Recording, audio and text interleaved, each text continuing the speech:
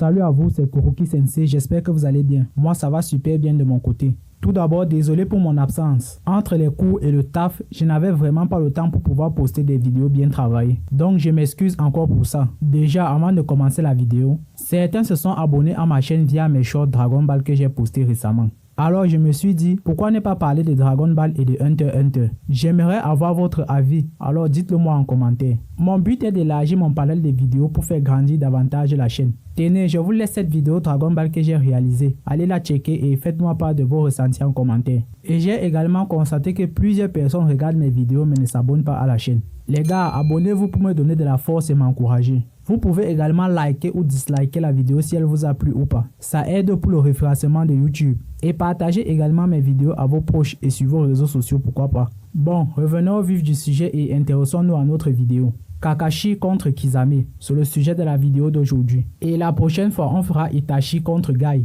Et comme toujours, je vais utiliser des éléments du manga pour justifier mes propos et à la fin faire un petit combat fictif pour voir lequel des deux pourra sortir vainqueur d'un affrontement. Les bases étant posées, on peut commencer avec la vidéo. Chapitre 140. Itachi débarque à Konoha avec Kisame pour une soi-disant capture de Naruto. Puis Kakashi demande à Asuma et Kurenai de s'occuper d'eux jusqu'à son arrivée. Itachi et Kisame étaient en train de rouler sur Kurenai et Asuma jusqu'à l'arrivée héroïque de Kakashi. Et quelques instants après, Kakashi a subi le baptême du siècle par Itachi, en un temps record. À partir de là, il est temps de se poser la question: quelle aurait été l'issue du combat si Kakashi avait affronté Kisame? D'abord, scénaristiquement, Kisame est placé comme étant supérieur à Kakashi. Je vous renvoie au manga. Kisame dit qu'il ne sait pas qui de lui ou de Jiraiya pourra sortir vainqueur d'un potentiel combat. Rien qu'avec cette affirmation, on peut déjà placer Kisame comme étant plus fort que Kakashi, car Jiraiya était le ninja le plus fort de Konoha après la mort du troisième du nom. Et Kisame dit qu'il ne sait pas qui de lui ou de Jiraiya pourra sortir vainqueur d'un potentiel combat. Kisame ne dit pas qu'il va perdre ou qu'il va gagner,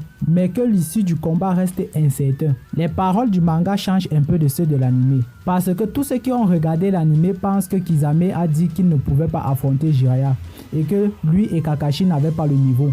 Donc à cette époque-là, Kisame était déjà capable d'affronter le ninja le plus fort de Konoha, sans avoir une issue certaine du combat. Mais ce n'est que dans Shippuden qu'on a réellement vu Kisame à l'œuvre. Et au vu de ses capacités, je peux déjà vous dire que Kisame c'est un sacré morceau. Bon, je vous laisse avec le lien de ma vidéo Kisame et Itachi vs Jiraiya. Là-bas, j'ai analysé les facultés de chacun et j'ai donné mon verdict sur qui sera le vainqueur. Donc, allez la checker. Bon, poursuivons avec notre analyse. Et même si on met de côté cette affirmation de Kisame et qu'on fait une analyse des facultés de chacun, on observe qu'à ce moment-là de l'œuvre, un fossé sépare Kakashi de Kisame. Et j'ai toujours pensé que M. Masashi avait très bien fait de mettre Guy vs Kisame et mettre Kakashi vs Itachi. Kakashi part avec un grand désavantage car la majorité des techniques dévastatrices de Kakashi ne vont pas marcher sur Kisame. Kisame peut absorber la quasi-totalité des techniques de Kakashi. Et en termes de maîtrise du Suiton, Kisame est à des années-lumière de Kakashi. Car rappelons-le, Kakashi aussi maîtrise l'élément eau et peut utiliser le Suiton. Déjà, les réserves de chakra de Kisame sont bien supérieures aux réserves de chakra de Kakashi. Et pour ceux qui me diront que Kakashi a le Sharingan, donc il peut tenir tête à Kisame, je tiens d'abord à vous rappeler que le Sharingan est énergivore en chakra, sans parler de l'éclair profondeur qui consomme également beaucoup de chakra. Et le pire pour Kakashi est que l'éclair profondeur ne va servir à rien, vu que Kisame va l'absorber. Et beaucoup pensent que comme Kisame utilise l'élément eau et Kakashi utilise l'élément foudre, bah Kakashi aura l'avantage sur Kisame. Déjà, je vous rappelle que Kisame possède l'attribution Raiton dans ses natures de chakra, juste qu'il ne l'utilise pas trop. Rappelez-vous, lorsque Kisame veut absorber le chakra de Bi par l'intermédiaire de Sameada, il génère une petite quantité d'éclairs pour forcer Sameada à absorber le chakra de Bi. Donc le Raiton de Kakashi ne va pas trop inquiéter Kisame. Kisame a affronté Bi, un expert en Raiton, et même Bi a jugé nécessaire de se transformer en Hashibi car le Raiton ne marchait pas sur Kisame. Et petite remarque, dans la première partie de Naruto, Kakashi ne peut pas utiliser l'éclair profondeur plus de 3 fois. Et le corps à corps n'est pas une option. Kakashi n'a pas la puissance physique pour mettre Guy KO avec le taijutsu. Donc si combat il y avait eu, Kakashi aurait lamentablement perdu. Avançons de quelques dizaines de chapitres pour nous retrouver à Shippuden. Ici, Kakashi peut déjà utiliser son Mangekyou Sharingan et utiliser le Kamui. L'écart entre Kakashi et Kisame se réduit peu à peu.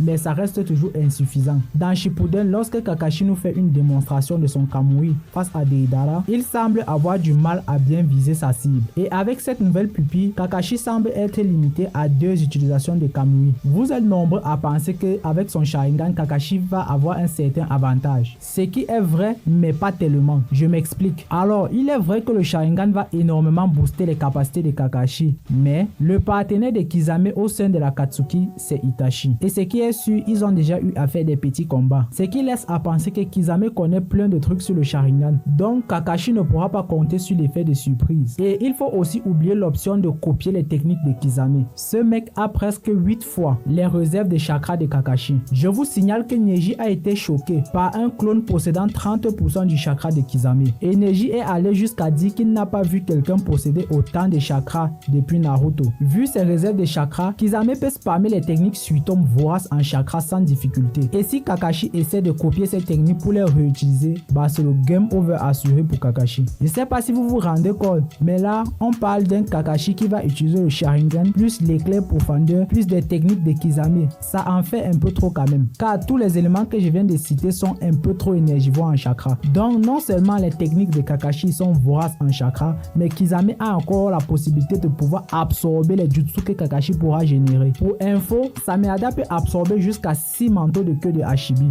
Donc absorber des techniques comme l'éclair profondeur, c'est un jeu d'enfant. Rendez-vous compte de la dinguerie du truc. Sameada a été capable d'absorber une boule bijou. Je vous dis bien une boule bijou. En fait, Sameada c'est un monstre en termes d'absorption. Donc je ne pense pas que absorber l'éclair profondeur puisse poser problème. En toute sincérité, un clone de Kisame avec seulement 30% de son chakra a réussi à forcer Guy à utiliser la 6e porte. Alors puisque nous sommes dans un combat fictif, Kisame va avoir la totalité de son chakra. Donc je vous laisse imaginer le sort de Kakashi. Défaite assurée. Avançons encore de quelques chapitres et cette fois-ci prenons le Kakashi qui a affronté Tendo. Le seul problème ici c'est que le résultat va rester inchangé. De par ses aptitudes, Kisame est une plaie pour Kakashi. Le style de combat de Kakashi est d'utiliser un clone pour observer les facultés de l'adversaire et ensuite contre-attaquer. Sauf que grâce à son Suiton, Kisame va directement prendre l'avantage du terrain. Et vu qu'il peut utiliser des milliers de Rokuns pour attaquer son adversaire, Kakashi va devoir essayer de se rapprocher de Kisame, ce qui ne sera pas une tâche facile, car Kisame a des réflexes hyper développés. Il arrivait à suivre les mouvements de Bi avec la forme du chakra V1 de Hashibi. Et sous cette forme, Bi bouge presque aussi vite que le Raikage.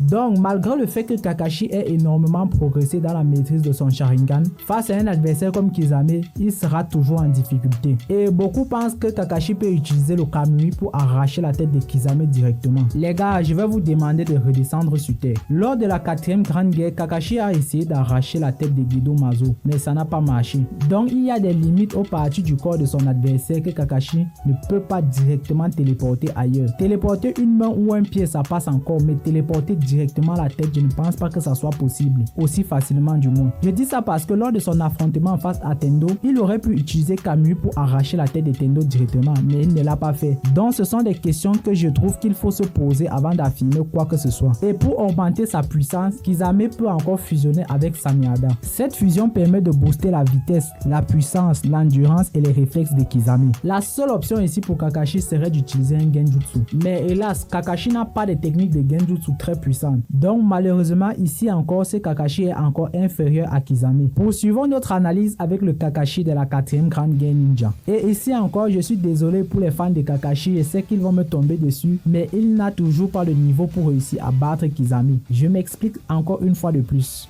Déjà, Kakashi a conservé le même style et a juste augmenté la maîtrise de ses anciennes capacités. Capacités qui, rappelons-le, ne fonctionnent pas sur Kisame. C'est vrai que le Kakashi de la 4e grande guerre est devenu très puissant. Il arrivait à tenir tête à un démon à queue en forme hybride complète V2. Mais le problème ici, c'est que Kisame a fait mieux en battant Hashibi et Bi. Et Hashibi est le 2e démon le plus puissant après Kyuubi. Et durant toute mon analyse, je me rends compte que je n'ai même pas encore évoqué l'attaque Daikodan de Kisame. Cette technique dévore le chakra contenu dans l'attaque de son adversaire pour gagner en puissance. Donc plus tu mets le chakra dans ta propre technique, plus la technique de Kisame absorbe le chakra de ta technique et devient de plus en plus puissante. Pour battre Kisame, Guy a dû utiliser la 7e porte. Et si par malheur le tigre du zénith de Guy utilisait du chakra, c'est que Guy allait recevoir de plein fouet les dégâts de sa technique et de la technique de Kisame combinée. Donc ici, même après mûre réflexion et beaucoup d'analyse, la victoire semble toujours revenir à Kisame. Kizame, même si Kakashi a beaucoup progressé et va causer de sacrés problèmes à Kizame, mais les capacités de Kizame sont vraiment très problématiques pour des adversaires comme Kakashi. Et pour notre affrontement final, on va prendre Kakashi double Mangekyo Sharingan vs Kizame. Et là, les choses sont totalement inversées. Ici, l'avantage est en faveur de Kakashi. Ici, non seulement Kakashi possède le Susanoo, mais le Kamui devient encore plus rapide. Kakashi peut désormais se téléporter. Les attaques de son Susanoo téléportent directement sa cible dans une autre dimension. Les réserves du chakra de Kakashi sont boostées. Il peut désormais se dématérialiser comme le faisait Obito. Sous cette forme-là, Kakashi est le seul à avoir réussi à blesser Kaguya. Les capacités de Kakashi surpassent tellement ceux de Kizame que j'ai du mal à imaginer un combat entre les deux. Pour Kizame, le Suiton n'est plus une option, l'absorption du chakra non plus. Et Kakashi n'a même plus besoin de se rapprocher de Kizame pour porter des coups fatals. Il peut gérer même le combat à distance ou bien se téléporter en cas de besoin.